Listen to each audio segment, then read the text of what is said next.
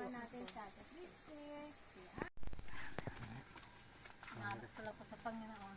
Talagang ang Diyos ko talaga ay hindi nagbibiro sa tao. Amen. Hindi po siya nagbibiro sa mga lingkod niya. Kaya yun po ang pinapasalamat ko sa Panginoon. Talagang grabe po ang pasensya ng Diyos. Lagi po akong pinapaiyak na ngayon pag ganitong testimony na po ako sa mga gawa po niya. So, napakabuti po ng Diyos. Napakabuti din po ng mga tao na ginagamit po niya na mabigyan ng school supply ang mga bata, mga estudyante po namin dito. Yun po ang pinapasalamat ko po sa Panginoon. Sa mga karamdaman naman po, salamat po sa Panginoon. Yung aming pamilya naman po ay ibos ko niyang pinapagaling din po sa mga karamdaman. Gagalak din po ako sa Panginoon kasi yung mga kabutihan po niya, yung mga lakas, binibigay po niya sa amin araw-araw. Hindi naman po nagkukulang. Yun po ang malaking pasasalamat ko po sa Panginoon. Yun lang po. Napakabuti po ng Diyos sa bawat maglilingkod po.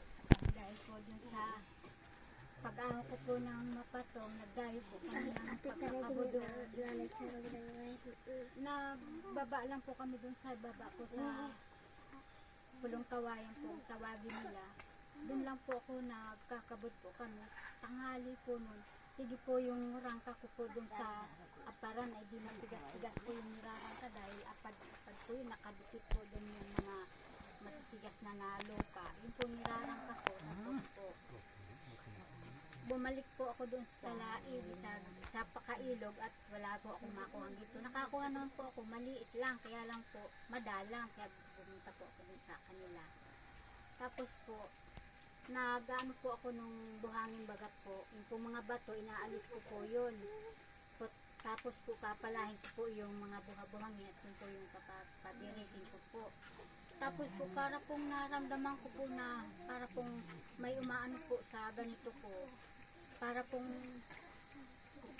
ano ay yung pong nangangati po yung lalamunan ko, tapos po nagganon lang po ako, nagganyan po ako, pag ano ko po, punong-puno po yung bibig ko ng dugo. Tapos po, idinura ko po dun sa ilog, pag tingin ko, di naman yung galing sa pag nanganga ko. Tapos inutro ko na naman po pag ano ko po, puno na naman po yung bibig ko, dugo na naman. Hindi ang ginawa ko po, balik ko po dun sa basod. Sabi ko kay Edith, tayo na ano, bakit na paano ka nanay? Ako'y wala lang. Baka kung sabi naman ni Ebil, siya ang nakakita, nadara yung sinanay ng dugo. Sabi, kumuha ka na muna nanay nung ano ay yung parang dako at ka na muna ilaga mo para makontrol yan. Dapat Ay, dapat tigil. Paganda yun. yung pong Tinanggap sa tahanan ni Marta. Okay, so magkapatid po ito, si Marta at si Maria. Ito po ay mga kapatid ni Lazaro. Kung naalala niyo si Lazaro, yun po yung namatay. 4 na araw na, tapos binuhay muli ng ating Panginoon. Ano? 39, may kapatid siyang si Maria na naupo sa paanan ng Panginoon upang makinig sa kanyang itinuturo.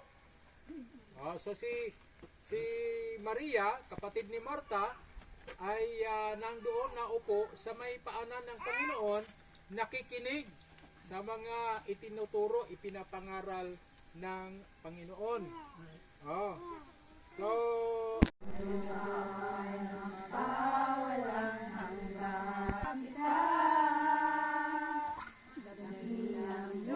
ito guys, natakot ako dito kasi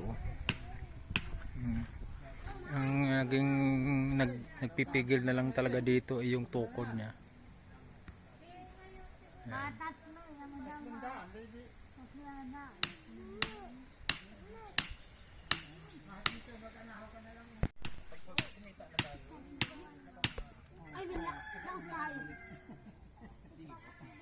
Dapat ibalik mo itong tandaan ko itong mga number dito.